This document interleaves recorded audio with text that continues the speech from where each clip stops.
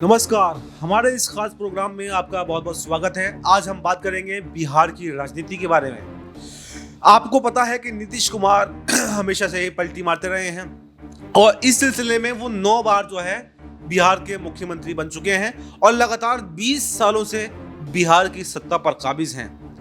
और फिर से एक बार ये सूत्रों के हवाले से खबर मिल रही है कि नीतीश कुमार चुनाव से पहले एक बार फिर से पलटी मार सकते हैं, क्योंकि इस बार के समीकरण भी उनके अनुरूप नहीं बैठ रहे हैं। और अमित शाह के बयान से बिहार के लोगों में, दलित समाज में, पिछड़े समाज में, अल्पसंख्यक समाज में काफी गुस्सा है, जिसकी वजह से नीतीश कुमार का जो वोट बैंक है वो पूरा का पूरा फिसलता हुआ नजर आ रहा है, जिससे नीतीश कुमार काफी चिंतित हैं। इन सबको देखते हुए नीतीश कुमार ने कहीं ना कहीं अब ये मन बना लिया है कि उनको एनडीए के साथ में नहीं रहना है, बल्कि आरजेडी के साथ में गठबंधन करके इंडिया गठबंधन का हिस्सा बनना है और फिर से एक बार मुख्यमंत्री पद की शपथ लेनी है और बिहार की राजनीति में अपना दबदबा कायम रखना है। तो इन सब बातों पर चर्चा करने के लिए मेरे साथ मेरे सहयोगी राहुल जी हैं। तो हम राहुल जी के पास चलना चाहेंगे कि राहुल जी, ये बताइए आप कि नीतीश कुमार एक बार फिर से इस तैयारी में हैं कि क्यों ना इंडिया गठबंधन का हिस्सा बना जाए, क्योंकि अब बहुत हो गया एनडीए का सहना, अब बहुत हो गया एनडीए की बातों को थोपना। लेकिन नीतीश कुमार के दिल के अंदर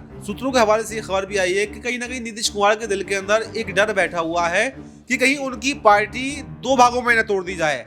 जैसे कि महाराष्ट्र में देखने को मिला, वहां पर एनसीपी 2 भागों में हुई, सबसे पहले शिवसेना 2 भागों में हुई। बीजेपी ने उद्धव ठाकरे के नीचे से शिवसेना को तोड़ लिया। और कमाल की बात यह है कि असली शिवसेना भी एकनाथ शिंदे की शिवसेना को करार दिया गया, उद्धव ठाकरे को नकली शिवसेना बताया गया।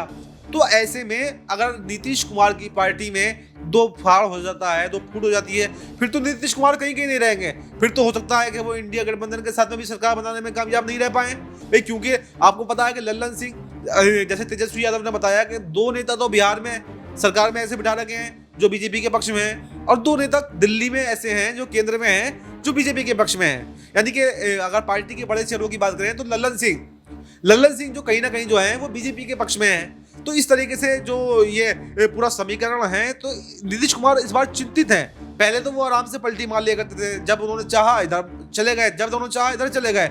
लेकिन क्या इस बार नीतीश कुमार के लिए पलटी मारना चुनौतीपूर्ण हो सकता है? देखिए अब्बास भाई, सबसे बड़ी बात क्या है कि जो गृह मंत्री अमित शाह ने जो बयान दिया बाबा साहब भीमराव अंबेडकर को लेकर, उनका ये बयान केवल बीजेपी के लिए अफेक्टेड नहीं है, यानी कि इससे बीजेपी को लॉस नहीं हो रहा, इससे लॉस इनकी जो सहयोगी पार्टियां हैं, चाहे हम बात कर लेते हैं नीतीश कुमार की, बात कर लेते हैं इनकी जो जेडीयू है, चंद्रबाबू नायडू का जिक्र कर लेते हैं, इन दोनों राजनीतिक दलों, इन दोनों चेहरों पर फर्क पड़ रहा है। और सबसे बड़ी बात यह है कि जो अमित शाह ने बयान दिया, इनके इस बयान से इनके अपने बहुत सारे लोग किनारा कर रहे हैं। आप देख लीजिए कि इनका जो बयान सामने आया उसको कवर करने के लिए कितने लोग सामने आए और कितने लोग जो है उन्होंने कुछ बोला नहीं। जिनमें देखिए आप ज्योतिरादित्य सिंधिया, उनकी तरफ से कोई प्रतिक्रिया नहीं आती है, नितिन गडकरी इस पर कुछ नहीं बात करते हैं। और इसके अलावा देखिए हम बात कर लें आरएसएस भी जो है, उसने उनकी तरफ से आरएसएस की बात करें, वो बहुत बड़ी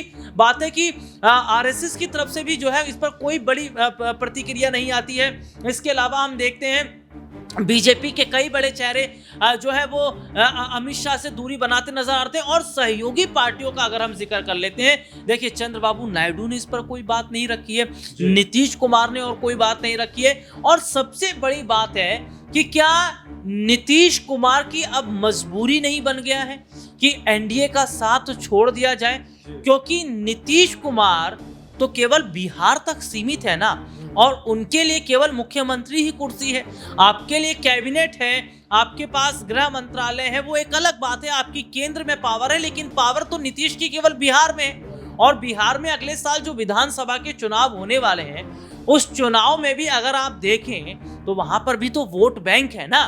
और अमित शाह ने तो सीधे सीधे तौर पर बाबा साहब भीमराव अंबेडकर का अपमान किया। और बाबा साहब भीमराव अंबेडकर जो पिछड़े समाज के लोग, दलित समाज के लोग, जो छोटी जाति के लोग हैं, उनके लिए भगवान माने जाते हैं। और उनके लिए उन्होंने तमाम अधिकार बनाए, उनके लिए कानून बनाए, और जिनके लिए काम किया गया उन्हीं के भगवान का अपमान हुआ है, तो वो लोग कैसे बर्दाश्त करेंगे। और चलो मैं थोड़ा सा अपने दर्शकों को बता देता हूँ, मेरे पास कुछ रिपोर्ट है, वो मैंने तैयार जरूर की है।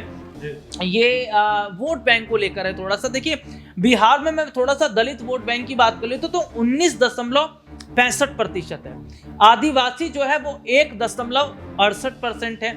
ओबीसी जो है वो 27.12% है। इसके अलावा अगर मैं बात करूं अति पिछड़ा 36.01% है। और बिहार में नीतीश कुमार जो मुख्यमंत्री बनते रहे हैं या अभी तक बने हैं, इसकी सबसे बड़ी वजह क्या है? बिहार में दो वोट बैंक, अति पिछड़ा और दलित, ये दो जो वोट बैंक है ये हमेशा नीतीश के साथ रहा है। और दलित के मैं बता चुका हूं 19.65% और अति पिछड़ा 36.1%। तो आप ये देख लीजिए साहब, ये कितना बड़ा आंकड़ा हो जाता है, लगभग 47%। और सबसे बड़ी बात है कि अगर ये वोट बैंक नहीं रहेगा तो नीतीश कुमार क्या मुख्यमंत्री बन पाएंगे? लेकिन मैंने इससे सवाल मेरा थोड़ा अलग रहा है इस बार। सवाल मेरा ये है कि यहाँ तक तो ठीक था कि जब नीतीश कुमार ने चाहा, जब वो एनडीए से नाराज हुए तब वो इंडिया की तरफ चले गए, जब इंडिया से नाराज हुए तो एनडीए की तरफ चले गए। लेकिन इस बार जो तेजस्वी यादव का बयान आया है उससे काफी हलचल मची हुई है। तेजस्वी यादव ने कहा है कि नीतीश कुमार के पास तो कोई पावर अब है ही नहीं। जो स्टेट में उनके जो बीजेपी का स्टेट में जो सीएमओ ऑफिस है वो पूरा बीजेपी ने टेक ऑफ कर लिया है, वो पूरा बीजेपी चला रही है।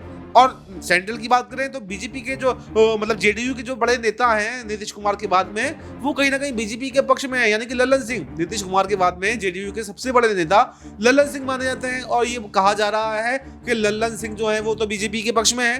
फिर नीतीश कुमार तो जरूर नाराज हैं, उनका वोट बैंक जा रहा है, लेकिन लल्लन सिंह जो हैं वो बीजेपी के पक्ष में है। तो ऐसे में कहीं ऐसा ना हो जाए कि जेडीयू दो फाड़ में बच जाए, जैसा कि महाराष्ट्र में हुआ था उद्धव ठाकरे के साथ में।